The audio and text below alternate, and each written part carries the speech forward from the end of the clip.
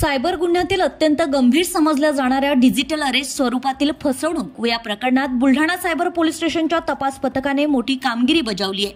तक्रारदार विनोद कुमार उत्तमराव साळोख आणि त्यांची पत्नी यांना खोट्या सीबीआय व ट्राई विभागाच्या नावाने धमकी देत त्यांच्यावर आर्थिक गैरव्यवहाराचे खोटे आरोप लावून 10 लाख रुपये ऑनलाईन भरावयास लावून फसवणूक करण्यात आली होती।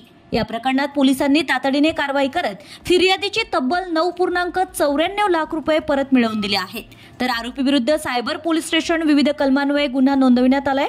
ही कामगिरी पोलीस अधीक्षक निलेश तांबे यांच्या मार्गदर्शनाखाली पोलीस निरीक्षक प्रकाश सदगर, तपास अधिकारी पोलीस निरीक्षक संग्राम पाटील यांच्या पथकाने केली आहे। तर यावेळी डिजिटल अरेस्ट अशा स्वरूपाचा कोणताही प्रकार नसतो।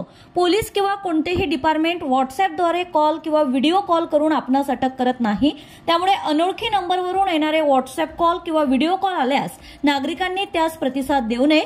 तसेच ऑनलाईन आर्थिक फसवणूक झाल्यास तात्काळ राष्ट्रीय सायबर क्राईम हेल्पलाईन क्रमांक 1930 किंवा 1945 या क्रमांकावर संपर्क साधावा, असे आवाहन जिल्हा पोलीस अधीक्षक निलेश तांबे यांनी केले।